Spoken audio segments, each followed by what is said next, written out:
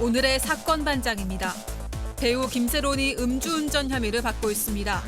김세론은 음주운전인 것으로 보인다는 시민들의 신고로 경찰에 붙잡혔습니다. 남편에게 니코틴 원액을 탄 미숫가루 등을 먹여 니코틴 중독으로 숨지게 한 혐의를 받는 30대 여성에 대한 1심 선고가 내려졌습니다. 여성은 재판 과정에서 자신의 혐의를 부인했었습니다. 외국인 배우자와 결혼한 한 남성이 주민센터에서 막말에 가까운 폭언을 들었다고 주장했습니다. 남성은 이후 사과 전화 등 사후 조치가 없어서 사실을 공개했다고 밝혔습니다. 제대로 마무리되지 않은 인테리어 공사 때문에 일주일째 집에 들어가지 못하고 있다는 사연이 인터넷에서 논란이 되고 있습니다. 공개된 사진에는 부실 공사의 흔적이 그대로 드러나 있었습니다. 뾰로롱! 아유, 안녕하십니까. 박지훈 변호사님 나오셨고요. 박사인 소장님 그리고 이 변호사님도 오랜만에 출타하셨습니다. 자, 오늘도 전해드려야 될 말씀들이 많아서 바로 시작하겠습니다. 자, 진실 추적자 사건 반장 시작합니다. 이 경찰이 야간에 어린이 보호구역 스쿨존에서의 차량 속도 제한을 시범적으로 완화하기로 했습니다. 전국 스쿨존 8곳을 골라서 밤부터 다음날 아침까지 현행 이 시속 30km 제한을 50km로 해본다라고 한 거죠. 이른바 이 민식이법에 대한 운전자들 불만이 적지 않았던 터라 아직까지는 뭐 긍정적 반응이 꽤 있더라고요. 계속 지켜보시죠. 자, 오늘 출연자 소개해 올립니다.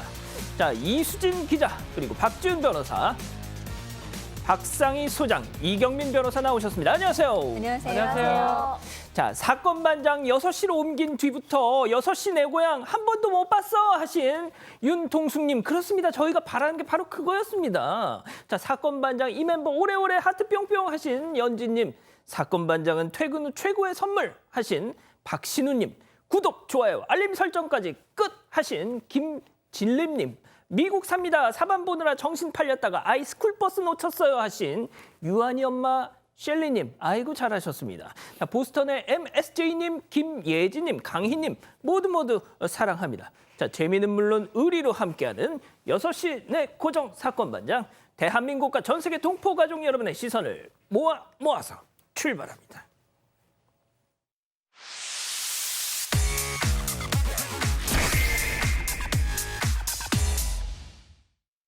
자, 첫 번째 뉴스 보여주시죠. 아, 이거 진짜 서울 창동역에서 흉기 난동입니다. 영상 함께 보시죠. 자, 이곳 지하철 승강장인데 지금 남녀가 막 뒤엉켜 있습니다. 자, 그런데 이 바닥 그리고 옷에 저희가 이 모자이크 처리를 하긴 했는데 이렇게 몸싸움을 벌이고 있는 와중에 좀 피가 흥건한 모습이 보이실 겁니다. 뭐 주변 사람들이 막 저렇게 뜯어 말리고 있는데 말이죠. 자, 하지만 그래도 몸싸움이 계속됩니다. 자, 이 기자, 네. 저희가 이렇게 좀 최대한 좀 혐오감이 들지 않게끔 처리를 했지만 일단 지금 장면에선 피는 안 보이는데 네. 이 이후에 또 이어지는 상황을 보면은 막 선혈이 낭자하는 모습까지 보였어요. 네, 이게 맨 처음에는 지하철 역사에서 30대 여성과 60대 남성이 싸우고 있다. 이런 식으로 신고가 접수가 됐습니다.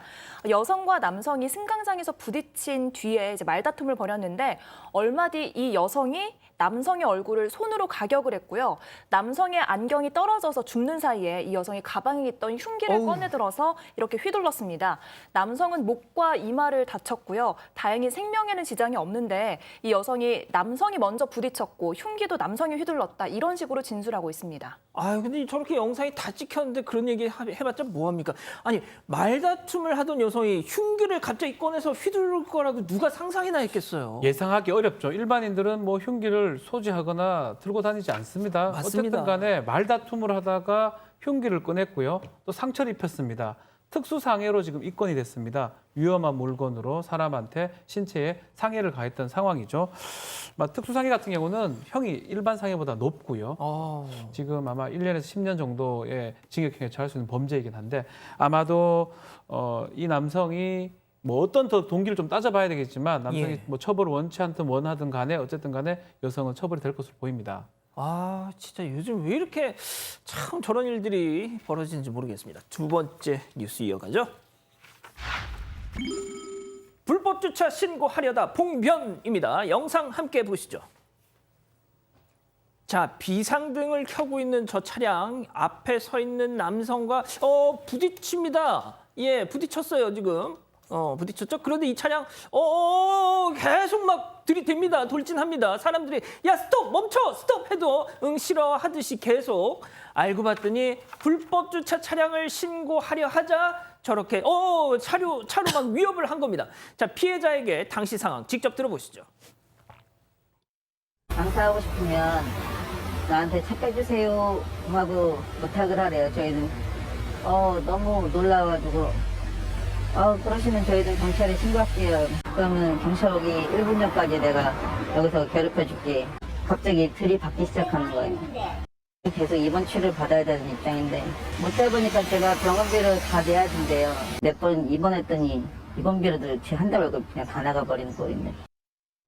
이 변호사님, 이 사건 네. 발생한 지가 2달이 다 되어 간다는데 아직 해결이 안 됐다고요? 네, 사실 이때 당시에 뭐 현행범으로 체포를 했다든지 아니면 뭐 긴급 체포를 했다라면 이제 강제로 조사를 할 수가 있었겠지만 일단은 이제 돌려보냈기 때문에 임의로 조사를 받아라. 그래서 이제 출석 요구를 한 상황인데 일단은 2차례에 걸쳐서 출석 요구를 했는데 계속해서 불응을 하고 있고요. 그래서 그 기간이 현재 2개월 정도 소요가 된 상황이라고 하고 있습니다. 아니 이거 안 나오면 어떻게든 끌고 나와야죠. 일단은 저게 차를 이용해서 사람한테 위해를 가했습니다. 차가 일반적으로는 교통수단이지만 저런 식으로 위해를 가한다 그러면 위험한 물건이 될 수가 있어요. 그럼요. 특수 폭행 내지 특수 상해죄가 성립할 수 있고, 전 단순 교통사고가 아니죠. 위협을 가하는 모습이기 때문에 입건이 되는 상황이고, 2차례 이제 불렀는데 지금 안 나오고 있거든요. 예. CCTV는 다 있어요. 누군지. 그러니까요. 계속 만약에 출석을 거부하거나 이러면 도주의 우려, 증거인멸의 우려가 있다고 봐서 체포영장이나 뭐 구속영장 같은 것들이 발부될 가능성도 있습니다. 그게 한 3번째 정도까지죠? 통상은 3번입니다. 예. 근데 뭐 범죄가 지금 크다고 보지 않기 때문에 바로 발부를 하지 않았는데 계속적으로 출석을 지금 거부하는 상황이거든요. 예. 그렇기 때문에 경찰에서는 그런 조치를 취할 가능성도 있을 것 같습니다. 알겠습니다. 빨리 나가세요. 이 방송 보시면. 자, 3번째 뉴스 이어갑니다. 딸이 보낸 문자라고요? 입니다. 자, 영상 역시 함께 보시죠. 자, 편의점 계산대를 서성이는 여성. 저 기프트 카드 좀 주세요 합니다. 휴대전화 충전도 부탁을 했는데, 자, 그런데 그때 날라온 문자. 엄마, 친구가 휴대폰 가져가서 번호 바꿨어. 자, 카드 뒷면에 회색 라벨이 있으니까 잘 찍어서 보내줘. 라는 문자가 온 거죠. 이거 딱 봐도 냄새가 나죠. 편의점 저 직원. 경찰에 신고했고 피싱 저지 성공. 이 멋진 직원의 얘기 잠깐 듣고 가시죠. 이제 계속 핸드폰을 보면서 저한테 얘기를 하셨고 어디에 쓰실 거냐고 여쭤봤는데 딸이랑 게임을 하기로 했다. 충전을 딱 해드리는데 딱 문자가 바로 왔어요. 거기에 문자로 이제 엄마 샀어 이렇게 온 걸 제가 봤어요. 그래서 눌러보니까 보이스피싱 사례랑 똑같은 문자가 있어서 따님이 아닌 것 같다 이렇게 말씀을 드렸는데 뭐가 잘못된 거면 그냥 가겠다 하셔서 제가 핸드폰 충전 조금만 더 하라고 하고 경찰이 바로 오셔가지고 해결이 됐어요. 아유, 진짜 저 직원 아니었으면 큰일 날 뻔했어요. 네, 그렇습니다. 어머니는 이제 딸에 대한 너무 무조건적인 애정이 있으니까 딸이 그 문자를 보냈다고 생각하니까 무조건 그냥 믿고 그럼요. 기쁘신 거예요. 그러니까 이런 문자가 온 거예요. 엄마, 나 지금 휴대폰이 고장나서 다른 사람 거 빌려 쓰고 있는데 편의점에 가면 기프트 그런 이제 뭐 상품권 같은 게 있다. 기프트 카드라는 게 있는데 그거를 80만 원어치를 사달라. 아이고. 그래서 뒤에 일련 번호를 찍어가지고 나한테 보내달라. 그러면서 뭐 마치 엄마랑 인터넷으로 재밌게 게임을 할 것처럼 얘기했나 봐요. 예. 네, 그러니까 이제 이 센스 있는 직원의 어떤 이런 대처로 보이스 피싱범이 잡히긴 했습니다. 그리고 직원을 피싱 지킴이로 선정하고 감사장을 경찰께서 주셨는데 우리 어머니들이 자식에 대한 애정으로 이런 보이스 피싱에 넘어가는 게 참 걱정스럽습니다. 그러니까요. 그 가장 일반적인 거, 엄마 나 액정 깨졌어. 지금 휴대폰 바꿔야 돼. 이 문자 정말 남녀노소 지위고하를 막론하고 이 변호사님. 예. 제가 아는 어떤 변호사도 엄마 나 아빠 나 이 액정 깨졌어 이거에 당했어요. 네, 사실 이게 피해자를 보면 좀 고연령층에 있는 분들이 좀 피해를 입으시는 경우가 많은데 이제 뭐 어떻게 보면 이제 진짜 딸인 것처럼 아들인 것처럼 하면서 이제 문자를 보내서 악성 앱을 설치를 하도록 유도를 하고 이렇게 이제 URL을 보내서 설치를 유도를 해버리니까 이 믿고 이렇게 당하게 되는 것입니다. 그래서 이제 지난 5년간 피해액을 보니까 이 보이스피싱으로 인한 피해가 1조 7천억에 달한다고 아유, 해요. 세상에, 어쩌구나. 너무나 엄청나게 많고 특히나 이런 문자나 전화 같은 게 왔을 때 다른 데로 시선을 집중하지 못하도록 주의를 기울이지 못하도록 하고 있는데 이런 경우에는 그 즉시 이 문자를 답변을 하지 말고 가족들에게 전화를 해서 확인을 해보시는 것이 가장 이 방지를 하는 방법 중에 하나라고 볼 수가 있습니다. 예. 진짜 휴대폰을 바꿔야 될 만큼 그런 급박한 상황이면 문자로 하는 자식들 없습니다. 여기 전화를 걸지. 자, 네 번째 뉴스 이어가죠. 취객 돕는 척 쓱입니다. 영상 함께 보시죠.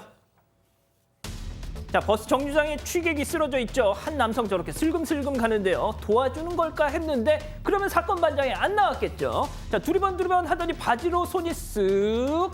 아, 근데 현금이 없네.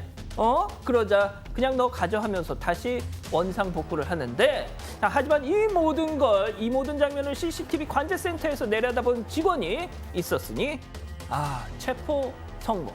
저 사람 체포 성공. 자, 그런데 이 기자, 네. 저 남성 처음에는 제가 신고했어요라고 했다면서요. 네, 자신은 신고자다. 남성이 쓰러져 있어서 경찰에 신고만 했다. 이렇게 얘기를 했는데요. CCTV에 증거가 다 있었습니다. 이 남성은요, 이제 고속버스 터미널 앞에 쓰러져 있던 다른 남성의 주머니를 뒤져서 지갑을 꺼내갔는데요. 조금 떨어진 곳에 가서 이제 지갑을 확인해봤더니 그 지갑 안에 돈이 없었던 겁니다. 그래서 다시 돌아와서 주머니에 지갑을 넣어놨는데 이런 과정들을 관제센터에서 CCTV로 다 보고 있었고요. 센터에서 경찰에 증거 영상을 넘겼고 이 남성 결국 범행을 자백했습니다. 보통 이런 경우를 팝콘 각이라고 하잖아요. 그냥 네. 관제센터에서 그래 너 어떻게 하나 보자 하면서 이렇게 계속 지켜보고 있던 건데 그래도 이 변호사님 네. 저자를 굳이 또 이렇게 그래도 하나 좀 칭찬을 하자면 보통은 이렇게 휙 버리고 가는데 네. 그걸 또 집 안에다 다시 넣어줬어요. 네, 사실 뭐 이제 지갑을 이제 가져갔다가 다시 넣어준 게 물론 잘한 행동은 맞는데, 근데 이미 그 지갑을 가져갔을 때부터 이미 범죄는 성립을 했다라고 보고 있고요. 그렇기 때문에 다시 지갑을 넣어준다라고 해서 뭐 이 절도죄가 성립하는 데 있어서는 크게 문제는 없는 상황입니다. 그렇기 그렇죠. 때문에 이 사람은 이제 조사를 받아야 되는 상황이고, 근데 자꾸 나니까 이 사람이 또 도로교통법 위반으로 무면 운전으로 인해서 이제 지명 통보 대상자였던 거예요. 아이고. 네, 그래서 이 부분에 대해서도 같이 조사를 현재 받아야 되는 상황이 있습니다. 잘 됐습니다. 자, 마지막 뉴스 이어가죠. 오토바이의 위험한 일탈입니다. 오늘은 저희가 오토바이 사례를 모아봤는데요. 영상 함께 보시죠. 자, 차량이 빨간불에 멈춰 섭니다. 자, 여기까지 좋아요. 그런데 교차로, 뭐야 이거? 얘네 뭐야 지금? 지금 차량, 오토바이 탄 사람들이 지금 막 빙글빙글 원을 그리면서 교차로 한복판에서 지금 경찰이 가서 야 니들 뭐야 하면서 멈춰 했는데 그러든지 말든지 계속 지금 교차로 한복판에서 자기들끼리 삥 강강술래를 하고 있습니다. 자, 또 다른 영상 이어가죠. 이거 왜 또 왔다가 아이고 진짜 이게 야 뒤에서 봅니다. 자, 왔다리 갔다리 아이고 쾅 앞에는 아이고 이 사람은 지금 아주 그냥 박 변호사님, 저도 오토바이 타고 출퇴근하는데 누가 저 좀 찍어줬으면 좋겠어요. 네. 저는 진짜 갓길 운행도 안 합니다. 오토바이가 사실은 안전장구 같은 게 있다. 제 질문에 대한 답은 안 하세요? 안 찍습니다, 그런 거. 예. 찍어드릴게요. 죄송합니다. 찍어주세요. 지금 큰 사고가 지금 일어났는데 찍어달라고 죄송합니다. 하니까 제가 예. 깜짝 놀래가지고. 장구가 있다고 하더라도 지금 사고 나잖아요. 지금 두 번째 화면 보면 두 번째? 무섭습니다. 지금 큰 사고가 날 수가 있고 생명에 위협이 될 수가 있는 사고들이거든요. 이 첫 번째 사고를 보면요. 이게 부산 시내 한복판은 서면 로타리입니다. 여기서 지금 오토바이 하는 사람들이 빠라바라 뭐 이러면서 돌아다니면서 위세를 가하는 모양새거든요. 저게 이제 범죄가 될 수도 있지만 범죄라기보다는 지금 계속 저렇게 하면서 운전하시는 분들이 교차로를 지나가면서 피해가는 모양새고 옆에 보면 그러니까요. 경찰이 있어요. 교통안전센터가 바로 옆에 있습니다. 경찰이 있든지 말든지 상관없이 지금 난폭하게 오토바이를 갖고 위세를 보이는 모양새고 지금 두 번째 영상도 한번 볼까요? 두 번째 영상은 예. 정말 좀 안타깝습니다. 근데 저는 아우, 이거 진짜. 이 끝날 뻔했어요. 차량이 자동차가 참 책임이 없어야 될 것 같아요. 있을 것 같아요. 왜요? 지금 보면 지금 차가 계속 뭘 왔다 갔다 잘못했다고. 하면서 들어오잖아요. 왔다 갔다 들어오는데 어. 좀 빵빵 그런 거 했는지 안 했는지도 좀 확인이 좀 돼야 될 것 같고 차가 무슨 잘못이 있어? 왜 저래 운전하실까요? 에? 오토바이를. 그러니까. 안타깝습니다. 큰 사고 저런 경우는 저거는 이제 큰 사고가 날 수밖에 없거든요. 어느 정도 아마 자동차 운전자도 약간의 과실이 좀 있지 않을까 그렇게 보입니다. 알겠습니다. 자, 경북 구미에 있는 탄탄한 중소기업 주식회사 세정로봇에서 이 관리직을 맡고 계시는 55살 워킹우먼 권인주 여사님. 리모컨 내려놓으세요. 딱 30초면 됩니다. 치의학 박사 박광범. 그는 1년에 150번이 넘는 비행길에 오릅니다. 전 세계에서 메가젠을 찾으시거든요. 세계에서 인정받는 K 임플란트 메가젠.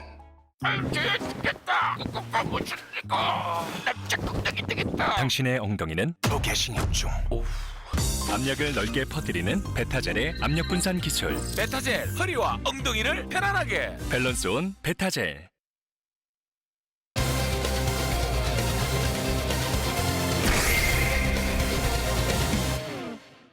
배우 김세론이 음주운전 혐의를 받고 있습니다. 김세론은 음주운전인 것으로 보인다는 시민들의 신고로 경찰에 붙잡혔습니다. 어떻게 된 일인지 알아봅니다. 오늘 가장 많은 진짜 화제가 되고 있는 충격을 준 사건이죠. 영화 아저씨에서 그 아역, 이 원빈 씨의 그 진짜 정말 보호를 받았던 그 배우 김세론 씨. 야, 진짜 이럴 줄은 몰랐습니다. 네, 배우 김세론 씨가 사고를 낸 현장 모습을 보면요. 변압기는 뿌리가 뽑혔고요. 구조물은 산산이 부서졌습니다. 자동차 파편도 떨어져 있는데요. 이게 오늘 오전 8시에 벌어진 일입니다. 김세론 씨는 술에 취해서 운전을 하다가 인도에 있는 구조물을 들이받았고요. 다행히 인명피해는 없었지만 차도와 인도를 구분하지 못할 만큼 술에 잔뜩 취해서 운전대를 잡은 만큼 파장이 정말 커지고 있습니다.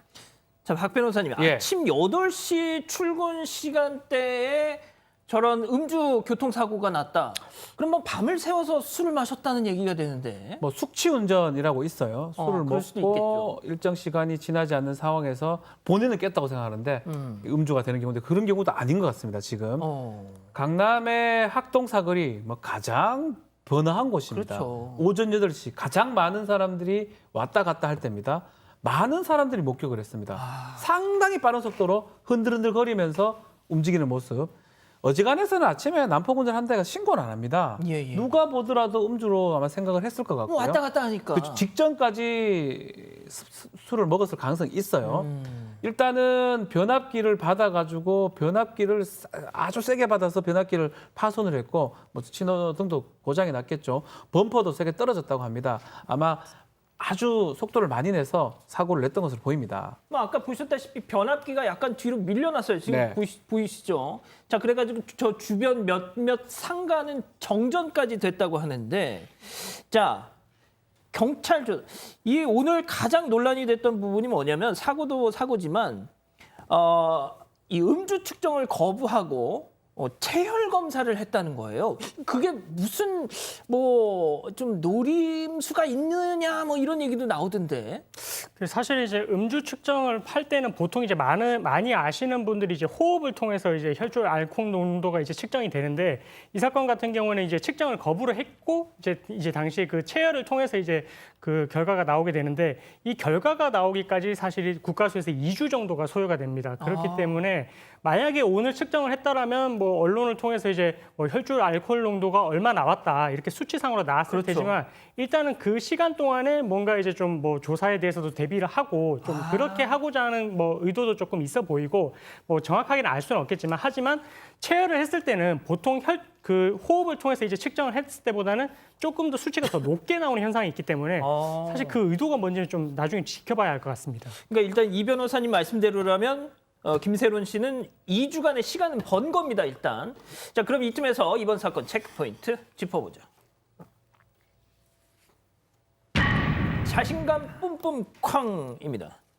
자, 그런데 저도 봤었어요. 김세론 씨가 이 방송에서 이 운전면허 취득 가능 연령이 딱 되자마자 시험을 받고 뭐 도로 주행 만점, 기능 시험 만점, 저 잘했죠, 뭐 이런 거 했었어요. 네, 그러니까요. 이게 좀 굉장히 좀 그 당시에는 자신감 있다, 뭐 발랄하다 이렇게 보신 분들 많으실 텐데 이제 와서 보니까 너무 경솔하지 않았나, 책임지지 못할 말을 왜 저렇게 많이 했나라고 이제 비판을 받고 있는데요.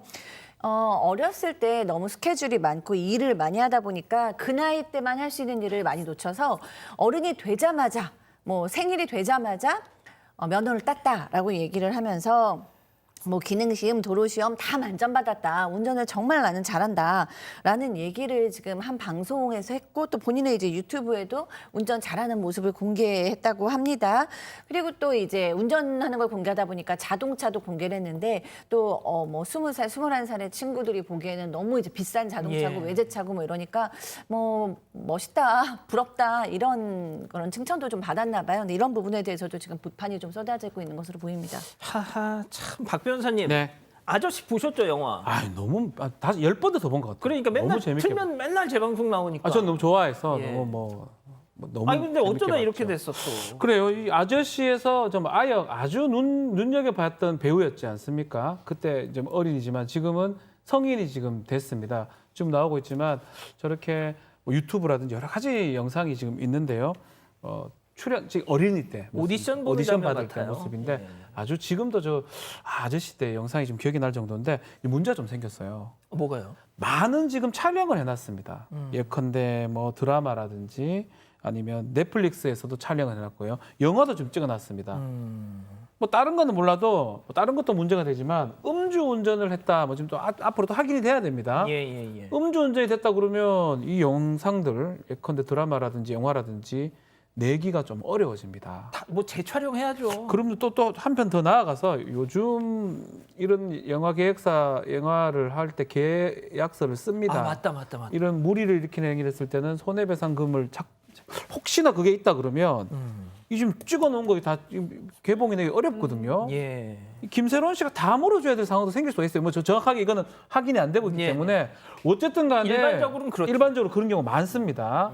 예컨대 연예인들 그 음주운전했던 연예인들 손해배상 해가지고 더 피해봤던 분들 많거든요. 그렇죠. 그래서 그 부분 때문에 지금 차기작도 초비상이다라고 알려져 있습니다. 자, 지금 우리 가족 여러분들도 얘기하고 지금 그런 후속 보도도 나오는데 동승자가 있었다 이런 보도도 있습니다. 그래서 그게 또 누구냐 막 설왕설래인데 자, 이 변호사님 예. 소속사도 입장을 내놨죠? 네, 소속사에서 입장을 내놓은 게 이제 정확한 검사를 위해서 이제 체열 검사를 했고, 그래서 이제 2주 후에 이 결과가 나오게 되는데 그 후에 이제 성실히 조사를 받겠다, 이제 이런 입장을 나타냈고요. 그래서 그때 가서 이제 조사를 받으면서 어떤 입장을 취하게 되는지 좀 기추가 주목되는 상황입니다. 자, 그런데 저는 참 이게 이 사고 이후에 참 이런 사람들의 대응이 좀 눈살을 찌푸리는 부분도 있는 것이 평소에는 김세론 씨가 뭐 인스타그램 같이 SNS를 통해서 뭐 대중들하고 막 미주알 고주알 많이 소통을 하다가 오늘 딱 이 사고 나자마자 댓글 이런 거 다 닫아버렸답니다. 예? 이 좀 그렇잖아요, 이거. 예? 일단 첫 번째 사건 이렇게 정리하고요. 두 번째 사건 이어갑니다.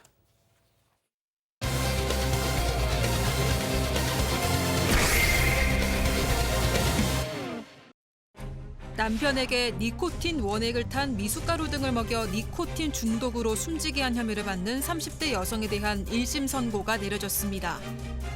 여성은 재판 과정에서 자신의 혐의를 부인했었습니다. 여성에 대한 법원의 판단을 짚어봅니다. 자, 이 두 번째 사건 발생 당시 논란이 됐었던 사건이죠. 오늘 이 여성에 대한 1심 판결이 있었는데 잠깐 그 얘기는 저희가 후반부에 소개해드리기로 하고 일단 어떤 사건이었는지 그 내용부터 좀 이 기자가 정리를 해주시죠. 네, 남편이 쓰러진 건 지난해 5월이었습니다. 아내는 5월 27일에 집에서 남편이 쓰러졌다고 하면서 119에 신고를 했고요. 남편은 병원 이송 중에 결국 숨졌습니다. 부검 결과 사인은 급성 니코틴 중독이었는데요. 남편은 사망 전날인 26일부터 이상 증세를 보였습니다. 남편은 응급실에서 아무래도 아침에 아내가 건넨 미숫가루를 먹은 게 좀 잘못된 것 같다 이렇게 말하기도 했었는데요. 이후 몸이 호전이 되긴 했었지만 아내가 끓여준 죽을 먹고 결국 남편이 숨졌습니다.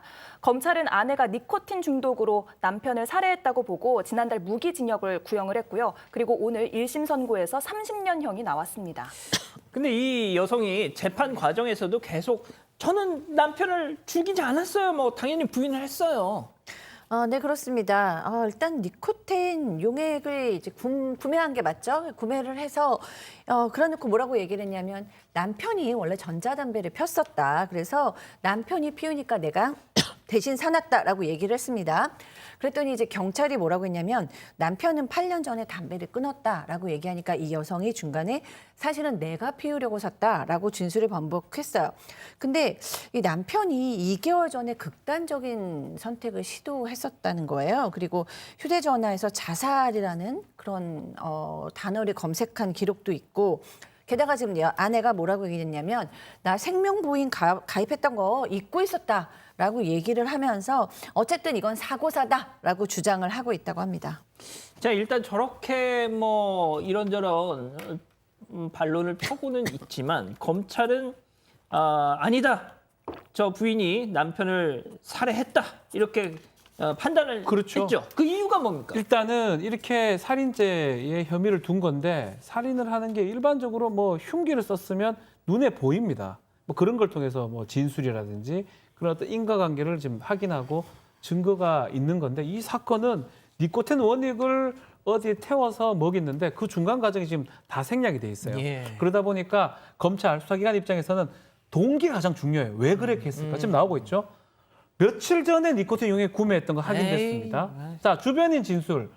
부부가 평소 많이 싸웠대요. 그리고 돈 때문에 싸웠고 1억 정도 빚이 있었다는 거고요. 남편 명의로 1억 8천 보험이 가입이 돼 있었고 내연남도 존재했는데 이 남편이 담배를 끊은 지가 한 8년 정도 됐다고 합니다.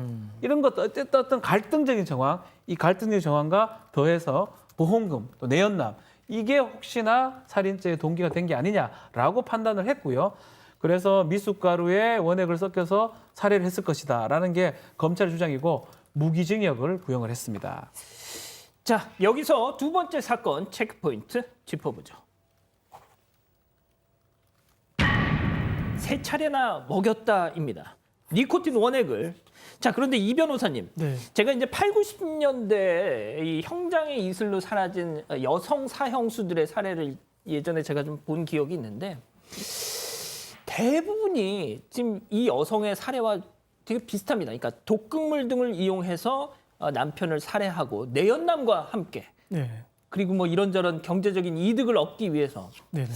이게 딱 그렇다는 건 일단은 뭐 그런 섣부른 예단은 않겠으나 비슷합니다. 맞습니다. 예, 보통 이제 그런 이제 살인 동기를 조사를 해봤을 때 뭔가 이제 내연남이 있거나 내연녀가 있을 때 이런 경우에 뭔가 둘이서 짜고 그 사람이 사망의 이름으로 인해서 이제 경제적인 이득을 얻을 수 있을 때, 특히나 이제 뭐 보험에 많이 가입되어 있을 때 그 생명보험금을 편취를 하려고 한다든지 보통 이런 경우가 많이 있고 이 사건 같은 경우에도 어쨌든 좀 그런 비슷한 구조에서 남편을 사망에 이르게 한 게 아닌가 이렇게 좀 의심을 하고 있는 상황입니다.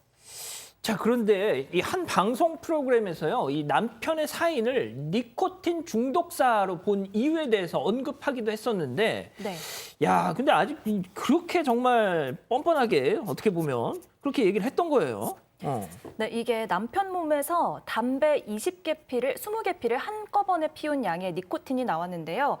전문가는 미숫가루에 넣은 니코틴 정도로는 사람이 숨지지 않는다라고 하면서도 추가 주입이 있었다면 숨질 수가 있다 이런 의견을 제시를 했습니다. 남편이 보인 복통, 설사, 구토 이런 것들 모두 니코틴 거부 증상이 맞다라고 하면서요. 니코틴이 몸에서 빠져나가기 전에 치사량의 니코틴을 주입했을 가능성을 제기를 했습니다. 주변 진술에 따르면 남편은 병원에서 돌아온 뒤에 죽을 먹었고 아내가 중탕해준 소화제를 먹어서 또 니코틴 추가 주입 가능성은 충분히 열려 있는 상황이었습니다. 그러니까 이제 검찰과 이 여성의 주장은 계속 이렇게 대립이 되고 있는 상황이었던 건데, 그럼 재판에서 가장 큰 쟁점은 뭐였을까요? 자, 형사재판은 했는 것 같은 게 중요한 게 아닙니다. 했다면 그게 합당한 증거, 특히 그 증거는 공소사실의 시간이나 방법이나 이런 게 모두 특정될 만한 증거가 납득될 정도가 있어야 됩니다. 가장 중요한 게 언제 어떻게 어떠한 방법으로 살해를 했는지 이 니코틴이 보이지 않거든요. 이게 상당히 문제고 변호인은 이런 주장을 계속 하는 것 같아요. 남편이 흡연을 그래도 최근 했고 흡연하고 그거에 의해서 니코틴으로 자살을 극단적 선택을 한 것이다 라고 주장을 하는 거고요. 그 두 가지 확인이 될 겁니다. 보험금이 사실 그렇게 많지는 않아요. 뭐 이렇게 말하면 그렇지만 살해할 정도의 동기 금액은 뭐 아닐 이은혜 수 사건 있습니다. 같은 경우랑 비교해봐도 적죠. 상당히 적죠. 예. 상당히 그렇기 때문에 그런 것들이 크게 쟁점이 될 겁니다. 입증이 됐느냐 안 됐느냐, 증거가 확실하냐 이 부분이기 때문에 쉽게 이게 납득하기 어려운 사건입니다. 제가 조금만 더 배경 설명을 해드리면 이 아내의 씀씀이 엄청나게 사치를 했다는 겁니다. 그래서 남편 몰래 카드를 만들어서 소액 대출까지 받고 막 그랬는데 그것 때문에 잦은 부부싸움을 했다는 거예요. 심지어 공과금이 연체되는 일까지 있었답니다. 남편은 사망하기 1년 전부터 투잡을 뛰면서까지 그 생활비를 조달을 했는데 앞서 박 변호사님도 말씀하셨지만 그 보험금 1억 8천만 원 어떻게 보면 좀 적은 액수 아닌가라고 볼 수도 있겠지만 지금 자막 나가는 것처럼 빚이 1억입니다. 딱 갚고 그렇죠. 딱 어떻게 보면 저 여성 입장에선 적정한 액수일 수 저게 있잖아요. 딱 지금 좀 핵심이 예. 될 수가 있습니다. 자, 박 변호사님. 네. 그래서 2시 반에 오늘 오후 2시 반에 이 여성에 대한 1심 판결 정리를 해 주시죠. 자, 유죄가 났습니다. 살인죄 인정을 했고요. 재판부에서 징역 30년을 선고를 했는데 정확하게 그 부분입니다. 동기 부분이거든요. 돈이 과연 맞느냐. 근데 이제 그 돈내 이전에 지금 오랫동안 내연남 관계를 유지하기 위해서 남편 갈등 부분도 있었고요. 지금 우리 진행자가 지적했던 부분이죠. 사망했을 때 그 1억의 빚, 경제적 어려움이 해소가 될 가능성이 있다. 그렇다면 이 아내의 행동하고 남편의 사망 사이에 인과관계, 범행 동기는 충분히 있다. 또 극단적 선택이라고 하는데 유서가 발견되지 않았거든요. 그리고 이 남편 같은 경우는 그 직전까지 정말 돈 벌기 위해서 아르바이트하고 뭐 열심히 했던 부분들이 투잡 뛰었다니까요. 그렇죠. 그런 부분이 있는 사람이 갑자기 극단 선택하지 않을 것이다 라고 얘기를 해서 유죄를 선고를 했습니다.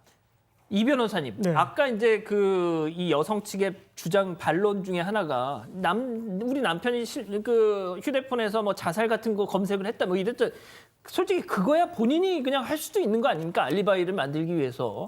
네. 자, 그런데 변호사님, 이게 진짜 유사한 사건이 2016년도에 남양주에서 있었단 말이죠. 네네. 그때 이 무기징역 그 아내에 대해서 똑같이 남편을 살해한 무기징역이 선고가 됐었는데 이거는 왜 또 30년입니까? 물론 이제 그 사건 내용을 이제 정확하게 이제 딱 비교를 해볼 수는 없겠지만 이 사건 같은 경우에는 어쨌든 이제 그 사망보험금 편취를 해서 이걸 생활금 대출금 변제에 사용을 했고 그래서 이로 인해서 이제 아들이 또 있었다 봅니다. 그래서 이제 이 사건으로 인해서 아버지를 잃은 그 아들의 슬픔이 클 것이고 그래서 이제 이 여성을 어쨌든 사회와 장기로 단절을 시켜서 뭔가 참여를 시킬 필요가 있다. 이렇게 하면서 이제 30년을 선고를 했는데 일단은 사건의 맥락이 비슷하긴 하지만 어쨌든 그 구체적인 내용을 봤을 때는 이 피고인에 대해서는 징역 30년의 형을 선고를 하게 된 것입니다. 알겠습니다. 뭐 항소심도 있고 하니까 조금 더 지켜보죠. 일단 이 정도로 정리하고요. 세 번째 사건 이어갑니다.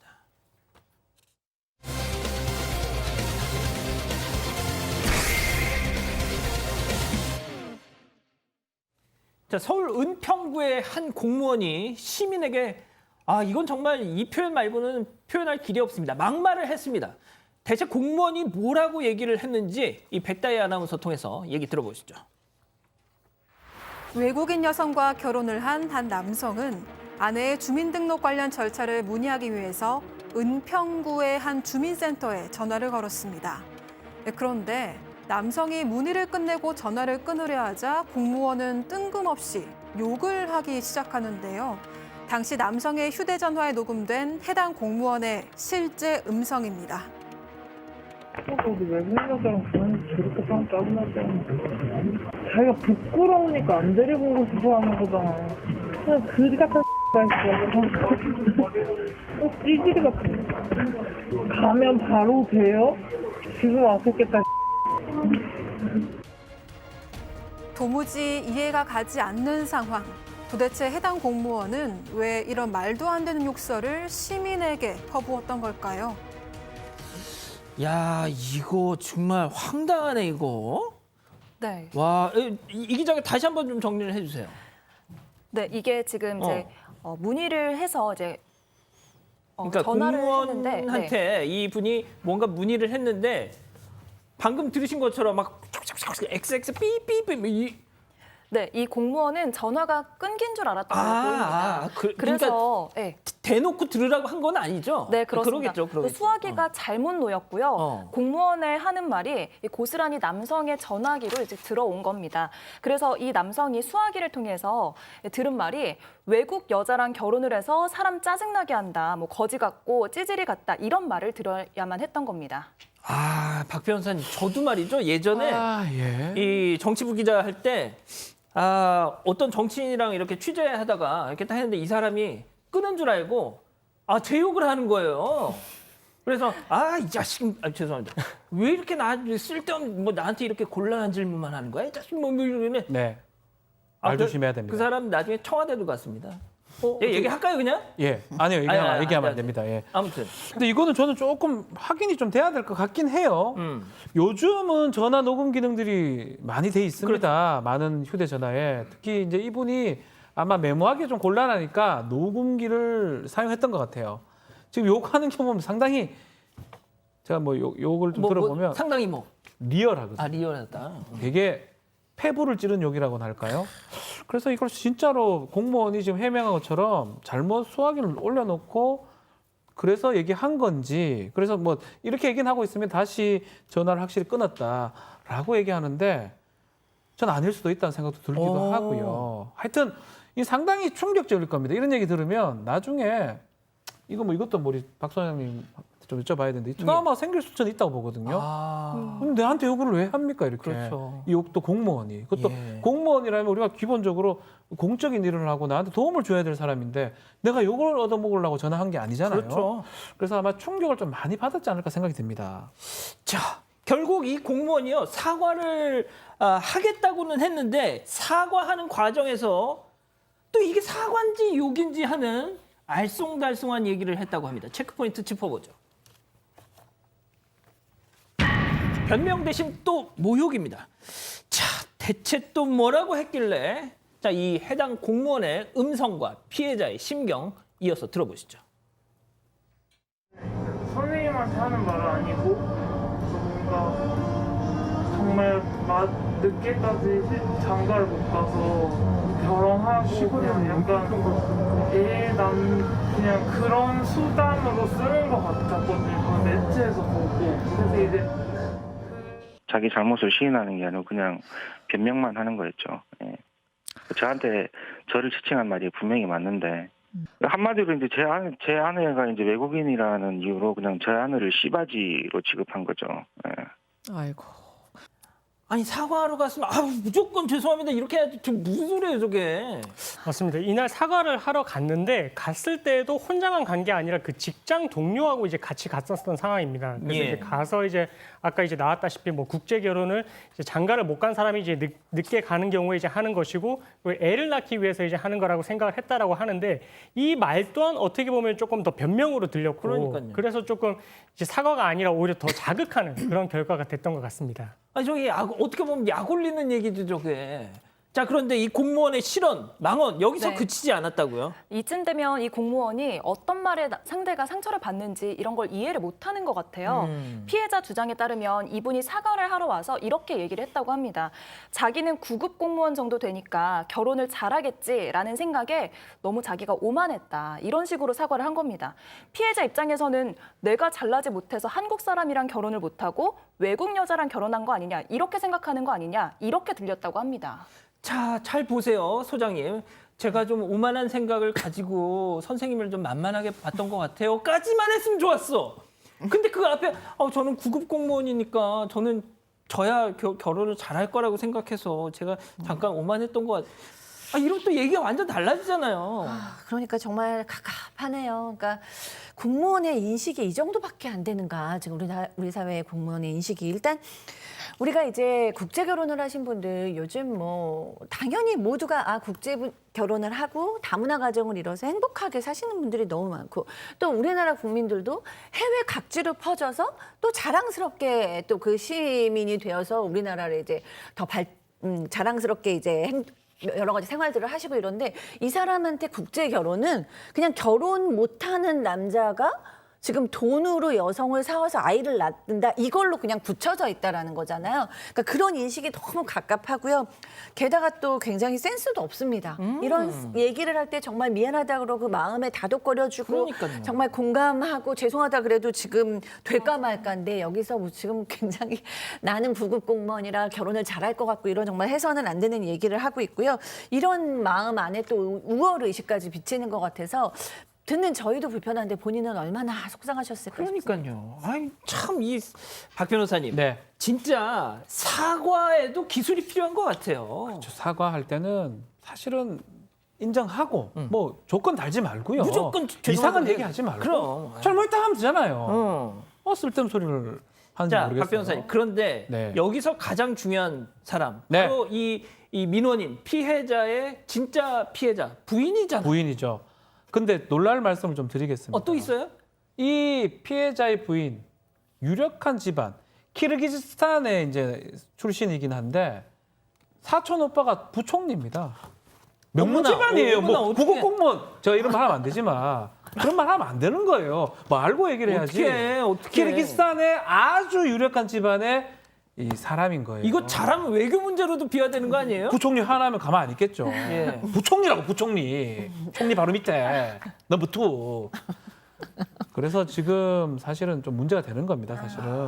그러니까 이 사람 사실은 한 번도 무시당한 적이 없어요. 이렇게 명문가에 살다가 당연하죠. 사랑을 위해서 남편과 한국에 왔는데 한 번도 누가 무시를 하겠습니까? 그렇죠. 여기서 지금 무시를 당한 겁니다. 그러니까 뭐 부총리의 뭐가 아니라 그냥 일반 뭐 키르기스탄 서민의 딸이라고 그래도 그게 이런 얘기 하면 안 돼. 자, 그런데 이 사건이 발생했던 게 지난해였다는데 이게 왜 이제서야 이렇게 되는 거예요? 그 사건 이후에 이제 그 주민센터의 이 동장님이 이 사건에 대해서 뭔가 사과의 메시지를 보낸다든지 아니면 전화 통화라도 한번 했으면 이제 조금이라도 마음이 풀렸을 텐데 사건이 9개월 가까이나 되도록 이제 아무런 연락이 없었다라고 하고 있고요. 이건. 특히나 이제 이 피해자분이 느끼기에는 이거는 개인 공무원의 일탈로 취급을 하면서 마치 꼬리 자르기를 하고 넘어가는 것 같이 느껴졌다라고 하면서 이제 소송도 제기를 하고 이 사건에 대해서 공론화를 시켜야 되겠다 이렇게 이제 나서게 되었습니다. 자, 그런데 말이죠. 지금 우리 가족 여러분, 채팅창에 들어와 계시는 우리 가족 여러분만큼만 딱 이게 누가 잘했고 누가 잘못했는지를 확실히 판단해 주시면 되겠는데 이 관련 기사의 댓글 보면 꼭 일부 엉뚱하게 판단하시는 분들이 또 있어요. 그러니까 야, 솔직히 그 매운 맞지 않냐 막 이러면서 이런 거. 자, 그래서 저희 제작진이 피해자 변호인하고 통화를 했는데 그런 댓글 때문에 그 키르기스탄 이게 부총리 이 집안의 이분이 이게 엄청 지금 상처를 받아가지고 네. 진짜 되게 정신적으로 되게 뭐 정말 힘들어하신대요. 그렇죠. 뭐 입장 바꿔놓고 생각하고서 우리가 해외 다른 나라에 갔는데 정말 대놓고 인종차별을 받았을 경우에 아까 박준 변호사님 얘기하신 것처럼 그게 평생의 그 트라우마로 상처로 남을 수 있죠. 그렇기 때문에 아까도 또 제가 얘기했지만 이 국제 결혼은 굉장히 뭐 세계적인 추세고요. 국제 결혼을 잘 해서 또 화목한 가정을 이루기도 하고요. 다문화 가정에서 또 굉장히 훌륭한 인재들이 많이 나오기도 하죠. 극히 소수의 불법적인 결혼을 뭐 소개하는 불법 중개업자 이런 사람들이 있는 건 사실입니다. 이런 뭐 매매혼이다라고 불리우는 이런 현상에 대해서 뭐 때로는 비판을 하시는 것도 충분히 이해가 되는데 그거는 정말 매매혼이 확실하고 이 사회에 악영향을 끼치는 케이스에 한해서 우리가 비판을 하는 그럼요. 것이지 이렇게 일반적인 부부의 문제를 함부로 이래라 저래라 비판해서는 안 되겠다는 생각이 듭니다. 알겠습니다. 세 번째 사건 이렇게 은평 그 공무원분은 다시 한번 제대로 사과하세요. 진짜. 네, 마무리하고요. 네 번째 사건 이어갑니다.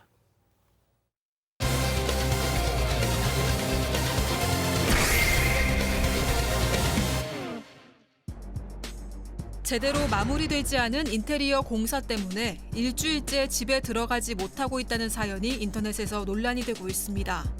공개된 사진에는 부실 공사의 흔적이 그대로 드러나 있었습니다. 논란이 된 사연을 따라가 봅니다. 자, 체크포인트 먼저 짚어보죠. 4,500만 원 인테리어, 이게 최선인가요? 자, 지금 온라인에 한 글쓴이가 올린 사연인데요. 야, 이거 정말 진짜 네. 기겁할 일입니다, 이거 진짜. 이게 첨부된 사진을 보면 정말 한마디로 엉망입니다. 이게 현관문, 뭐 화장실, 베란다, 뭐 주방, 그러니까 이 정도 되면 이제 집 전체가 엉망인 건데 이 업체가 받은 돈이 무려 4,460만 원이었습니다. 사실 집에 사는 사람 입장에서는 한 가지만 부실해 보여도 계속 신경이 쓰이거든요. 그런데 이렇게 집 전체가 엉망이니까 엄청 스트레스일 텐데 그래서 이 글의 작성자도 이 인테리어 부실 공사 때문에 부모님이 일주일 동안 집에 못 들어가고 있다고 토로했습니다. 아이고. 자, 그럼 박 변호사님이 이 사진을 한 장 한 장 보면서 좀 제대로 설명해 주시죠. 놀랍습니다. 지금 여기 첫 번째 사진 보면요. 예. 저거. 후드인데요. 지금 밑에 보이죠? 세멘. 시멘트. 아이, 진짜. 시멘트 벽이 그대로 노출되고요. 방송 생활 10년인데. 여기 지금 나오는 거 보면 못이 그대로 나와 있어요. 철근 같은 게. 철근이 그대로 못. 나왔죠. 아니, 저런 건 사실 저는 좀 이해가 안 되는 게 대충 하더라도 저거 좀 칠해주는 게 맞지 않습니까? 그러니까요. 저 얼마 합니까? 못은 철근은 끊으면 돼요. 세멘트는 조금 칠해주면 되는 거잖아요. 그대로 노출이 되는 거예요. 저 다치잖아요. 큰일 날 수 있죠. 저 근처 겁이 나서 갈 수 있겠습니까? 마무리 디테일이 너무 안 되는 거 아니냐. 그래서 이 작성자가 호소를 하고 있는 상황입니다. 야, 저 마무리를 좀 해야지 저거를. 아니, 저는 처음에 이걸 보고 아직 완료가 안 된 공사가 끝나기 전에 그림이겠지라고 생각했는데 그게 아니었어요. 자, 그런데 지금 본 그 부분뿐만이 아니라 집 곳곳이 다 저렇다면서요? 네, 지금 보신 것 이외에도 또 다른 부분이 있는데 전등이 일단은 그 2개가 설치가 되어 있는데 상식적으로 생각을 해봐도 스위치가 2개여야 되거든요. 근데 이제 전등은 2개인데 스위치는 하나만 설치가 되어 있는 상황이고 그리고 현관문에 보시면은 이제 말굽이 설치가 되어 있습니다. 그 현관문을 보시면은 말굽이 설치가 되어 있고, 그 보시면은 이제 세 군데에 지금 못을 박도록 되어 있는데 지금 보시면은 하나는 비어 있고 2개만 설치가 되어 있고, 그리고 화장실에 이제 문을 열었을 때 수건거리가 문과 이제 부닥치게 그렇게 되어 있고, 그리고 심지어 샤워기 호스도 연결이 되어 있지 않은 그런 모습이라서. 지금 이거 이외에도 뭐 가스레인지 설치라든지 아니면 뭐 보일러 배관 이런 부분들에 있어서까지 곳곳에 지금 부실한 시설을 했던 정황이 지금 나와 있는 상황입니다. 저 소장님 그 집도 혹시 인테리어 좀 하셨어요? 네, 인테리어 뭐 간간히 하면서 사는 거죠. 요즘엔 더군다나 이제 코로나 때문에 워낙 이제 집에 있는 시간이 많고 또 요즘에는 뭐 오래된 집뿐만이 아니라 새 집 들어갈 때도 인테리어 하는 경우 많잖아요. 네, 그리고 인테리어 정말 잘해주거든요. 옛날처럼 뭐 그냥 대충 하고 막 이렇게 신랑이 하는 경우가 이제 거의 없어지고 요즘 아주 깔끔하게 하고 이제 소통도 잘 되는 경우가 많아요. 물론 여전히 뭐 트러블이 일어날 수는 있지만, 근데 저는 이 사진들 보면서 야, 이건 마무리가 잘 안 됐다라고 얘기하는 수준을 넘어서 인테리어 하면 안 되는 업체 아닌가? 라는 생각이 들 정도로 지금 심각하다고 느끼는데요. 그리고 지금 어머님, 아버지 이 집에 이 인테리어 때문에 못 들어가고 일주일 동안 계시다 보면 도대체 어디에 계시는 건지. 그러니까요. 예, 어머니, 아버지 집에 사신다 그러니까 그냥 넘어갈 줄 알고 이렇게 해놨나라는 생각이 들고요. 굉장히 속상할 것 같고 또 여러분들이 이런 인테리어라면 다시 환불받아야 된다라고까지 얘기하고 있는 상황입니다. 어떤 우리 가족 여러분 불 끄고 공사했냐고 이게 어떻게 이해를 못하겠다 그러시는데 저희는 솔직히 이게 전문가가 아니잖아요. 그래서 저희 눈에는 뭐 좀 이렇게 보일 수 있는 게 전문가들 생각은 좀 다를 수도 있을지 몰라서 저희가 직접 문의를 해봤습니다. 전문가한테 한번 들어보시죠. 업체에서 비용 절감을 위해 가지고 간단한 공정 같은 경우는 전문 업체를 통하지 않고 직접 시공을 하시는 경우들이 간혹 있기는 해요. 여기서 이제 나와 있는 사진으로 봤을 때는 기술적인 공사가 잘 됐는지 안 됐는지는 알 수 없지만 마감 부분에서 다 제대로 안 된 거는 눈에 보이거든요. 사진상으로도. 이거를 감리를 하시는 분들이 어느 정도 이게 선만 잘 지켜서 각자의 역할을 정해 주셨다면 끝까지 이제 책임지고 마무리가 될 수 있는 부분인데 그걸 끝까지 감리 못한 책임도 계신 것 같고. 자, 들어보세요. 지금 이건 아니라는 거예요. 그냥 한마디로. 네, 이게 지금 이 집이 38평인데 집의 평수나 이제 얼마짜리 자재를 썼느냐 이런 거에 따라서 이제 금액이 달라지기 때문에 이 공사 금액이 뭐 싸다 비싸다 이렇게 말을 할 수는 없다고 합니다. 그런데 확실한 건 전문가가 보나 일반인이 보나 다 마감이 엉망이라는 거고요. 근데 일부 시공업체에서는 비용 절감 문제로 자기 분야가 아닌데도 이렇게 전문가인 척 여러 공정을 맡아 하기도 한다면서 이번에도 그런 케이스가 아니냐라는 의견을 주신 겁니다. 뭐 저도 저 정도까지는 아닌데 비슷한 경험이 있거든요. 아, 진짜요? 네. 진작에 얘기를 하지. 근데 주변에서 조언을 듣기로는 이제 고객이 뭐 잔금을 치르지 않는다거나 뭐 계약서에 디테일하게 넣어야 된다. 고객이 조심하는 수밖에 없다. 이런 식의 조언을 들었거든요. 근데 정말 그런 건지 그게 좀 진짜요? 궁금했어요. 네. 아니 박 변호사님, 고객이 주의하라니 이게 무슨 소리예요? 저희 법적으로는 좀 애매한 부분들이 있습니다. 이런 어떤 인테리어 이게 도급이나 이렇게 볼 수가 있고요. 어떤 결과보다는 수단 채무라고 우리가 얘기를 합니다. 어떤 과정을 해주는 거지 인테리어 해가지고 뭐가 탁탁탁 떨어지게. 만약 계약서에 그게 다 구체적으로 기재가 돼 있으면 모르겠지만 아마 그런 기재를 안 했을 거예요. 그러다 보니까 손해배상이나 어떻게 할 수 있는 방법은 뭐 계약서를 좀 더 따져봐야 되겠지만 쉽지 않을 것 같고요. 저희 집도 인테리어 같은 걸 좀 하는데 저희 아내가 직접 해요. 사모님이? 미술 전공을 해가지고 상당히 손 기술이 있습니다. 이거 자랑하는 거 제가 같아요. 장담을 하는데 저보다 훨씬 낫게 합니다. 자랑하시는 거죠? 최소한 시멘트는 안 나옵니다.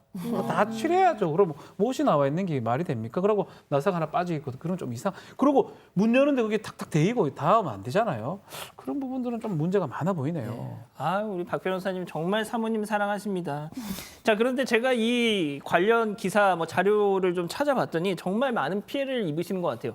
이런저런 조언들을 좀 하시던데 인테리어 업자들은 견적 낼 때는 왕처럼 일부입니다. 일부 인테리어 업자들 저런 사람들 견적 낼 때는 왕처럼 결제하고 나면 갑질을 한다. 인테리어 공사는 계약금과 중도금, 이런 거 공사 끝나고 나머지 비용을 나눠서 줘야 하자가 발생하지 않는다. 이런 얘기도 있고요. 그 가장 중요한 팁 같습니다. 제가 생각하기엔. 인테리어 하는 내내 그 옆에서 지켜보고 있어야 한다. 예, 변호사님. 네. 사실 이제 뭐 인테리어를 했을 때 이제 어떻게 진행을 하실 건지 뭐 인테리어 업자에 대해서 저희가 이제 정보가 이제 많으면 좋겠지만 보통 이제 어떻게 보면 좀 특별한 경우 이제 경험을 하는 것이기 때문에 이 사람이 과연 그런 이제 능력이 되는지 자격이 되는지 이런 부분들에 대해서 조금 확인을 하는 부분이 좀 필요할 것 같고 그래서 그런 경우에는 건설산업 지식정보시스템이라고 해서 이 사람이 그 사업자가 건설업 등록이 되어 있는지 그런 부분을 조금 확인을 해보시면은 이런 피해를 좀 방지를 할 수가 있고 건설업 등록이 되어 있으려면 기술 자격이 있는 취득자가 2인 이상이 고용이 되어 있어야 되고 그리고 손해배상을 위해서 이런 공제 가입을 해야 되는 그런 조건이 필요합니다. 그래서 이런 조건에 가입이 되어 있는 건설업 등록이 되어 있는 인테리어 업자라면 조금은 더 이제 믿고 맡기셔도 될 것 같고 그런 피해도 예방을 하실 수가 있을 것 같습니다. 자, 지금 유진숙님도 좀 피해를 보셨던 모양이에요. 공사 끝나면 이 사람들 전화 안 받아요. 막 이런 말씀을 하시네요. 일부겠죠. 자, 오늘 사건 이렇게 정리하고요. 다음 별별 상담소 이어갑니다.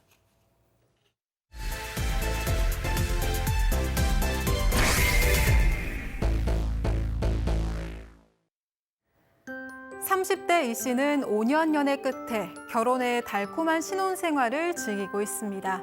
특히 인테리어에 관심이 많은 이 씨는 신혼집을 꾸미는 재미에 푹 빠졌다고 하는데요. 침실과 드레스룸, 컴퓨터와 운동기구를 둔 취미방까지 단촐한 듯하지만 세련된 인테리어로 집에 있는 모든 시간이 즐겁기만 합니다. 그런데 최근 부쩍 이 씨 부부의 집에 자주 방문하는 시어머니로 인해서 고민이 생겼다고 하는데요. 이유는 한 번 오시면 며칠씩 지내다가 가시기 때문입니다.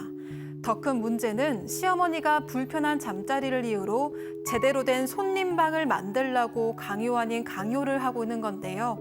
시어머니와 이 씨 사이에서 갈피를 잡지 못하는 남편과 시어머니의 압박이 불편하기만 한 이 씨. 이 씨 부부는 순탄한 결혼 생활을 이어갈 수 있을까요? 자, 백다희 아나운서한테 질문을 할게요. 만약에 백 아나운서가 언젠가 이제 결혼을 하겠죠. 하면은 이제 신혼생활을 영위를 할 텐데 시어머니가 하루가 멀다 그냥 집에 와가지고 다혜야 방 좀 비워놔라. 나 여기서 며칠 좀 자고 가. 이러면 어떻게 할 거예요? 아, 네. 조심스러운 부분인데요. 시어머니가 싫어서가 아니라 아무래도 시어머니가 계시면 좀 늦잠을 잔다든지 뭐 밥을 간단하게 먹는다든지 이렇게 편하게 있기가 조금 어렵기도 하고 또 긴장이 될 것 같기도 하고요. 또 시어머니를 빈틈없이 또 잘 챙겨드려야 되다 보니까 여러 가지로 고민이 있을 것 같긴 합니다. 하나만 하는 물론 예? 나는 방금 면접 보는 것 같았어요. 아니, 시어머니가. 제가 원했던 답이 아니에요. 네. 알겠습니다. 자, 이 기자. 이 네. 기자는 어떻게 할 거예요? 결혼할 거죠? 언젠가. 네네. 어떻게 할 거예요? 저는 이제 어머니한테 조금 덜 오셨으면 좋겠다고. 시어머니한테. 시어머니. 좀 그만 오시지요, 이렇게요. 되게 조심스럽게. 어머니 근데. 아니야. 그런 얘기는 아무리 조심스럽게 얘기해도 네. 한번 해보자는 걸로 들려요. 아무튼 그게 네, 중요한 게 아니고. 그렇군요. 네. 자, 결혼한 지 얼마나 됐습니까? 이게 결혼한 지 6개월 된 신혼부부인데요. 이제 5년간의 연애 끝에 결혼을 했기 때문에 최대한 빠르게 아이를 갖자 이렇게 합의를 했습니다. 그래서 나중에 아이방까지 생각을 해서 방 3개짜리 신축 빌라에 들어갔고요. 지금은 방도 많고 좀 둘이 살기엔 넓다 싶지만 나중에 태어난 아이를 위해서 이렇게 좀 큰 방을 무리해서 구했습니다. 일단 뭐 연애는 좀 오래 했던 편인데 네. 박 변호사님, 시부모님하고 그 며느리가 사이가 좋았어요. 나쁘지 않았습니다. 결혼하기 전에 5년간 연애를 했고요.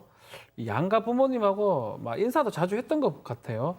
이 남편 대신 남편이 이제 외동이라서 이 시어머니가 시아버지 마찬가지고 그 남편만큼 딸처럼 며느리 딸처럼 생각할 정도로 상당히 교류도 많이 하고 근데 문제가 좀 생겼어요. 뭐요? 3년 전에 시아버지가 돌아가신 겁니다. 그 후로도 뭐 잘 지내긴 했는데 그때부터 조금 좀 집에 좀 많이 오기도 하고 결혼 준비하는 과정에서는 뭐 어떤 갈등이라든지 그런 부분은 없었던 걸로 보입니다. 자, 이렇게 자기 남편을 보낸 후에도 뭐 크게 달라지지 않았던 시어머니인데 아들이 결혼하고 나서 또 이게 갑자기 확 이렇게 됐어요. 아마 확 그렇게 되지는 않았을 거고 아들을 굉장히 의지할 수밖에 없었을 거예요. 오랫동안. 네, 남편도 이제 사망을 하시고.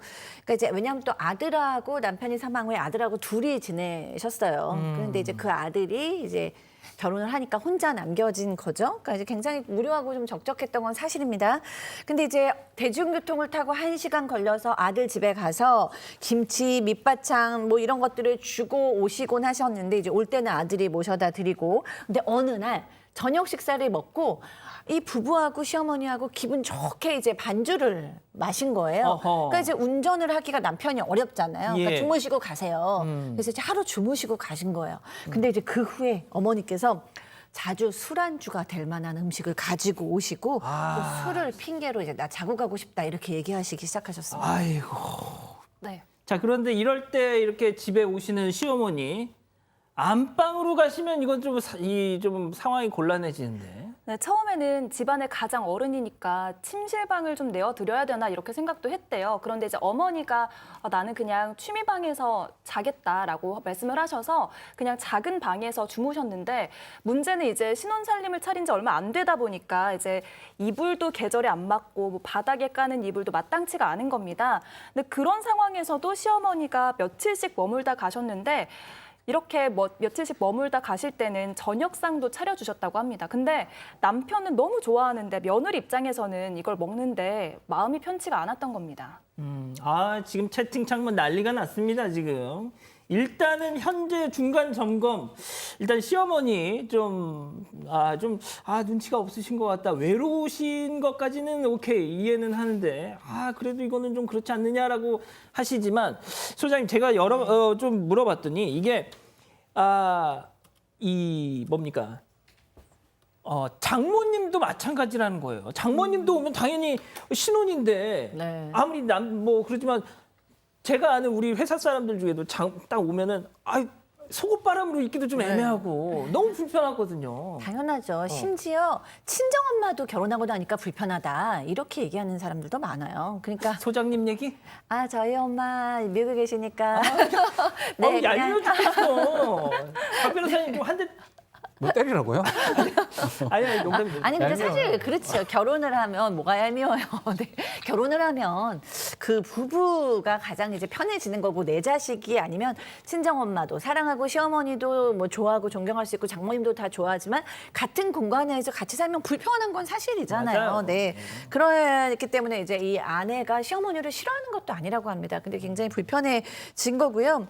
사실 이 부부가 5년 동안 연애는 했지만 막상 결혼을 하니까 갈등 여지가 있는 거예요. 막상 살다 보니까. 그래서 약간 좀 이렇게 긴장이 있을 때도 있고 싸움이 있을 때도 있는데 어머니가 계시니까 그게 더 불편하기도 하고 뭐 가끔은 어머니가 계시니까 빨리 화해하게 돼서 좋은 면도 있었지만은 기본적으로는 좀 불편하고 또 그 싸운 걸 알면 아무래도 팔은 앞으로 굽는다고 어머니가 은근히 남편 편을 드는 거죠. 그럼 더 기가 막히기도 하고 이래서 굉장히 좀 힘들다라는 생각을 가진 상태입니다. 자, 이 변호사님. 그러니까 다시 처음으로 돌아가면 시어머니가 며느라 아가야 그 손님방 좀 하나 만들어라. 그 방 3개짜리 집에서 하나 좀 빼서 손님방. 근데 이걸 번역기를 돌리면 내 방 하나 만들어라 이거잖아요. 그래서 지금 이 사달이 난 거 아닙니까? 네, 이런 말이 나오게 된 배경이 이제 남편이 집들이를 하게 됐는데 그때 이제 손님들이 왔다가 조금 이제 늦게까지 술을 마시고 그 신혼집의 거실에서 이제 자고 가는 그런 상황이 돼서 그 사실을 이제 알고 나서 이제 시어머니가 이제 뭐 취미방을 좀 손님 방으로 만드는 게 어떻겠니 이렇게 이제 제안을 하게 됐다라고 하고 있습니다. 근데 사실 이제 시어머니 그러니까 내 어머니는 내가 케어를 하는 게 강하게 이제 말씀을 드려서 이제 잘라내는 게 가장 이제 좋고 이런 다툼도 안 생겼을 것 같은데 이 남편은 신혼집에서 자고 가는 친구들이 이상하다. 앞으로는 자고 갈 친구들이 없다. 이렇게 약간 조금 애둘러서 강하게 거절을 하지 못하고 좀 얼버무리는 그런 모습을 보니까 아내 입장에서도 이게 뭐 시어머니와의 관계에서 뭔가 서로 이야기가 된 건 아닌지 뭔가 시어머니의 의도가 조금 다른 건 아닌지 좀 이렇게 좀 의심이 됐다라고 하고 있습니다. 아, 박 변호사님. 아, 이상합니다. 아, 네. 이거 참. 자, 이후에도 어머니가 그 방에서 좀 잡니다. 자는데 이제 잘 때마다 이제 이렇게 얘기를 해요. 야, 방바닥이 너무 딱딱하다. 못 자겠다. 야, 이불이 뭐 좀 이상하다잉. 보려 좀 새로 갖다 놔라. 아하, 야, 이불 내가 사줄까? 아. 야, 그 체육기구 때문에 좀 꿈에 그 귀신 나온다. 뭐 이런 식으로 얘기를 계속 하는 겁니다. 아, 며느리 입장에서는 뭔가 침구류도 사준다, 뭐 다 사준다 얘기가 오히려 어머니가 이 방에 들어오겠다라고 들릴 수밖에 없거든요. 더더군다나 이제 나중에 이제 아이를 갖게 되면 뭔가 육아 얘기를 하면서 합가를 하지 않을까. 근데 문제는 남편의 또 태도가 좀 문제입니다. 남편이 얘기를 이렇게 여보 이거 좀 문제 있는 거 아니냐 하니까 아유 그러면 그 방 만들까? 이렇게 얘기를 한 겁니다. 너무 얄밉다. 방 만들면 안 되나? 침대? 이렇게 얘기하니까 변호사님 표정도 얄밉다. 아내가 아하 이 남편의 정정 태도 너무나 심각하게 받아들이게 된 것이죠. 아니 그러니까 소장님 지금 이것까지만 좀 짧게 부탁드릴게요. 아유 결국 우리 가족 여러분들도 지금 그 말씀하세요. 결국 신랑의 역할. 그러니까 저희가 이 사례는 일단 시어머니지만 장모님도 마찬가지라고 말씀드렸어요. 네. 이 경우에서는 지금 남편입니다. 네. 그러니까 지금 신혼부부예요. 네, 신혼부부 집에 어르신들이 오셔갖고 방을 만들어 달라는 건 사실 안 되는 거죠. 근데 이 아내가 착한 아내라 그래요. 그러니까 이제 남편이 은근히 바라는 것 같다. 그러니까 엄마 그건 안 돼라고 얘기를 하는 게 아니라 혹시 우리 어머니가 외로우신데 우리 아내가 좀 어머니도 같이 모시고 살아주면 안 되나? 이런 생각이 든다는 거예요. 근데 이 부분에 대해서는 남편이 사실은 그거는 좀 어렵다라고 엄마한테 희망 고문이 될 수도 있거든요. 그러니까 안 된다라는 메시지를 좀 보내줘야 되는 게 아닌가라는 생각이 드네요. 알겠습니다. 자, 그럼 이쯤에서 별별 상담소 오늘의 궁금증 짚어보죠. 자, 손님방을 만들라고 강요하는 이 시어머니. 아, 박 변호사님, 이 변호사님, 뭐 두 분이서 말씀해 주십시오. 일단 박 변호사님 먼저. 이혼 사유. 저는 뭐 이혼 사유라 보기엔 좀 어렵다. 이혼 사유가 우리 민법상 6가지가 있는데 시부모와 관계되는 뭐냐면 심히 부당한 학대 대우가 있어야 됩니다. 방 만들어 달 요구하는 거 이게 심히 부당한 대우 학대라고 보기엔 좀 어렵고요. 뭐 이거는 전형적으로 풀 가능성이 매우 높아 보입니다. 남편이 중간에서 역할을 좀 해야 되고요. 그러니까 안 된다. 이혼 사유. 사유는 좀 어렵다. 저는 보니까. 자, 그러면은 이 변호사님은요? 사실 저도 이제 뭐 직계존속의 부당한 행위에 대해서 이제 뭔가 이혼 사유로 삼고는 있지만 사실 이 침입방을 만들라고 한 정도로는 일단은 그 뭐 부당한 행위로 보기는 어렵고 다만 이게 좀 시발점이 될 수는 있을 것 같습니다. 이렇게 이제 침입방 이야기를 꺼내는 걸 보면 앞으로의 결혼 생활이 조금 순탄치 않을 것 같고 그런 여러 사유들이 좀 쌓이게 되면 기타 혼인을 계속하기 어려운 사유로도 볼 수가 있고 직계존속의 부당한 대우로 봐서 그때 가서는 조금 이혼 여부를 고려를 해볼 수 있다. 하지만 이 침입방 지금 이 만들어달라고 한 거 이것만 가지고 좀 부족할 것 같아요. 알겠습니다. 자, 이 기자, 우리 가족 여러분도 왜 이렇게 좋아해? 여러 가지 이제 해결책을 주셨는데요.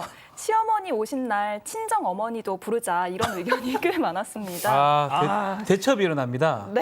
그건 좀 저는 좀 바라지 않습니다. 네. 그렇군요. 전쟁이 일어날 수 있습니다. 네. 이제는 전쟁이다. 네, 안 되면 그건 안 됩니다. 그리고 어떤 분이 아까 그 문재인 인테리어를 이 집에다가 설치를 해서 어머니 오시면 이제 스트레스 받으셔서 오지 못하게 뭐 이렇게 하자 이렇게 말씀해 주신 분도 계셨고요. 그리고 이제 아들이 보고 싶어서 오는 거면 아들이 엄마 집에 매일 가면 된다. 아니면 이제 이 부부가 어머니 집을 좀 더 자주 찾자 이렇게 남겨주셨습니다. 그렇군요.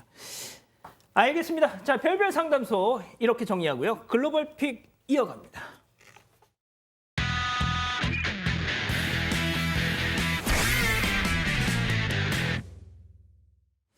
자, 첫 번째 픽 중국으로 가보시죠. 네, 원숭이 한 마리가 동물원 우리 안에서 타이어로 만든 그네를 타고 있습니다. 사람들이 많아서 이제 그네를 타면서 유리창 밖을 보고 있는데요. 그런데 지금 저 원숭이의 얼굴 보이시나요? 이거 뭐예요, 이게? 이게 이목구비부터 구렛나룻, 네모난 얼굴형까지 사람의 얼굴을 쏙 빼닮았습니다. 이 영상은 아니 저렇게 닮은 사람 우리 회사에 있어요. 네, 이 영상은 지난 15일에 샤오싱 동물원을 찾은 양 씨가 촬영을 한 건데요. 한 남성이 자신을 쳐다보는 것 같은 느낌을 받아서 이제 고개를 돌려봤는데 이게 진짜 좀 이상하다. 이 얼굴을 가진 원숭이가 그 자리에 있었다고 합니다. 그래서 일부 누리꾼들은 이거 좀 조작된 영상이다. 합성을 한 거 아니냐 이런 반응을 보였는데요. 합성. 그 딥페이크. 네, 딥페이크 아니고요. 동물원 측이 이 원숭이가 실제로 살고 있다 이렇게 말을 했습니다. 꼬리 감는 원숭이과의 검은 머리 카푸친 원숭이라고 밝혔는데요. 주로 남아메리카에 산다고 합니다. 멸종 위기에 처한 포유류라고 합니다. 우리 회사 닮은 사람. 제 친구 중에 저런 생긴 애가 있어요. 진짜. 다음은 호주로 가볼게요. 네. 진짜 신기하네. 어우, 강아지. 네, 견주로 보이는 한 여성이 강아지 한 마리를 바닥에 내려놓습니다. 이 모습을 본 대형 골든 레트리버 한 마리가 강아지 앞으로 다가오는데요. 이 강아지를 처음 보는 것 같죠? 조심스럽게 냄새를 맡더니 깜짝 놀란 듯 저렇게 뒤로 물러서서 그대로 자리에 엎드립니다. 지금 어떤 상황이죠, 이거? 네, 굉장히 기분이 좋아 보이는데 꼬리를 신나게 흔들고 있죠. 강아지를 보고 잔뜩 흥분한 것 같은데 알고 보니까 저 강아지를 처음 입양한 날이라고 합니다. 그러니까 이제 강아지와 강아지가 처음 만난 날이죠. 그래서 강아지도 누나인 레트리버를 보자마자 꼬리를 흔들면서 인사를 하는데요. 자신과 꼭 닮은 동생이 생겼다는 사실에 잔뜩 들뜬 듯합니다. 아유, 참. 알겠습니다. 자, 세 번째 픽 미국으로 가보시죠. 자, 여기는 플로리다 교차로입니다. 자, 차 여러 대가 달리고 있는데 맨 오른쪽 차선에 승용차에 산 여성이 내립니다. 갑자기 도로 중앙으로 달려가요. 러닝. 차들이 모두 신호를 기다리고 있는데 저 승용차 혼자 도로 한복판으로 움직이고 있는 것처럼 보이시죠? 차선 넘었어요. 여성이 좀 승용차 창문을 다급히 두드려보지만 자, 어찌된 일인지 승용차가 멈추지 않고 계속해서 움직입니다. 한 손으로는 승용차 차체를 붙잡고 다른 한 손으로는 계속해서 흔들면서 앞으로 가는 여성입니다. 사람들에게 헬프 미 이렇게 도와달라고 하는 것 같습니다. 이 모습을 본 운전자들이 지금 하나하나씩 내리고 있고요.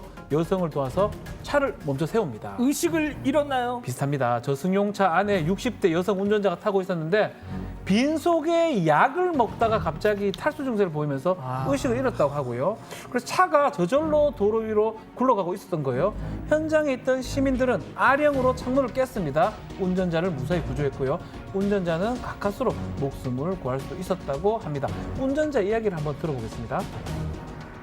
It must be when I passed out because I hit a curb and then the car turned. That's when it went into traffic. I don't even remember leaving work.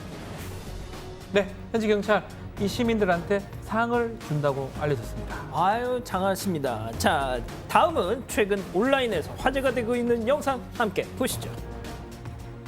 자, 바다 위에 집이 있죠? 위험해, 위험해. 파도가 그렇게 불더니 안 돼. 갑자기 집이 덜컹덜컹 무너집니다. 안 돼. 주택 건물을 지지하고 있던 기둥이 순식간에 부서진 건데요. 바다 위로 떨어진 집은 통째로 파도에 휩쓸렸고요. 건물 잔해가 바닷물에 지금 배처럼 떠내려가고 있습니다. 쓰나미인가요? 이거 아니 사람 없어요? 사람 없었어요. 다행히 노바디. 집 내부에 아무도 없었고요. 인명 피해는 발생하지 않았다고. 노바디. 집주인은 이 집을 별장으로 쓰려고 4억 8천만 원 정도 들여서 샀다고 하는데 저렇게 한순간에 무너져 내리니까 마음이 많이 아플 것 같아요. 더 놀라운 거는 이 지역 주택이 무너진 게 이번에 처음이 아니라는 거예요. 또 있었어요? 예, 최근에 또 현지 언론에 따르면 로덴스 지역의 주택 세 채가 파도에 휩쓸려 갔다라고 보도가 됐고요. 바다 위에 지어진 이 집 무너지는 거는 또 악천후로 인한 수위 증가, 해안 침식 같은 환경 문제가 겹치면서 발생한 것으로 알려졌는데요. 전문가들은 가까운 미래에 해변에 무너지는 집이 많아질 것이다라고 얘기를 했습니다. 알겠습니다. 5번째 픽 이번에도 미국입니다. 자, 오늘 들판에서 결혼식 피로연이 열렸습니다. 누군가가 신부가 든 부케에 불을 붙이는데요. 갑자기 신부와 신랑 등 뒤에서 불꽃이 터지더니 불길이 활활 타오르기 시작합니다. 이거 고스트라이더 아니에요, 이거? 네, 순식간에 불길에 휩싸였는데 아무 일 없다는 듯 저렇게 행진을 하고 있죠. 뭐지? 놀랍게도 말리는 사람조차 없습니다. 소화기 갔다 뭐 하는 거야 지금? 네, 영화에서나 볼 법한 장면인데 행진을 마친 신랑 신부가 땅에 무릎을 꿇고 앉아 누군가가 소화기로 그제서야 불을 끕니다. 이게 화재 사고가 아니고요. 행진 퍼포먼스였습니다. 저런 거 왜 해? 왜 해? 진짜 이 신랑 신부 둘 다 스턴트 배우 출신이기 때문인데요. 에이, 그래도 그렇지. 험한 퇴장을 하지 않고 절대 조금 더 따라하지 마세요. 특별한 퇴장을 하고 싶어서 이렇게 퍼포먼스를 준비했다고 합니다. 그런데 이제 두 사람 모두 화상 방지제를 바르고 가발까지 착용한 상태로 이벤트를 했다고 하니까요. 절대 따라해서는 안 되겠습니다. 그러니까요. 당연하죠. 자, 오늘 이벤트 당첨자 또 소개해 드려야죠. 먼저 스위트님인데요. 동영상으로 만나보시죠. 강만한 삼성역에서 한 여성이 양원보 아저씨! 양원보 삼성 멋져! 자, 큰아들이 학원에서 칼퇴근하는 이유 사건 반장 때문이에요 하셨는데 양원부 아저씨 정정 안 했으면 너 안 뽑아줬다 진짜. 자, 두 번째 이경란님입니다. 사반 보면서 혈소판 헌혈 중입니다. 다른 채널 틀어져 있길래 JTBC 틀고 보면서 지금 사건 반장 보면서 헌혈하고 있어요 하셨습니다. 아유, 감사합니다. 감사합니다. 자, 사랑하는 사건 반장 가족 여러분, 편안한 저녁 되시고요. 저희는 내일도 별이 6개 빨리 올려주세요. 6개 저녁 6시에 다시 옵니다. 자나깨나 오미크론 조심. 안녕히 계십시오.